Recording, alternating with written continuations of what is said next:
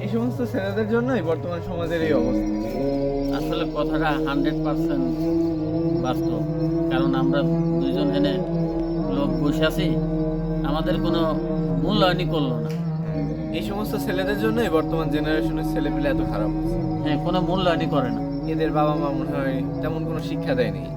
না, আমার মনে হয় না। এদের যদি পারিবারিক শিক্ষা থাকতো তাহলে এরকমটা আসলে করতো না। হ্যাঁ, কারণ আমরা ডাকলাম, ডাকার পরও মানে আসলে মনে হয় যে সুশিক্ষিতর মানে অভাব। যাই হোক, সমালোচনা না করাটাই ঠিক।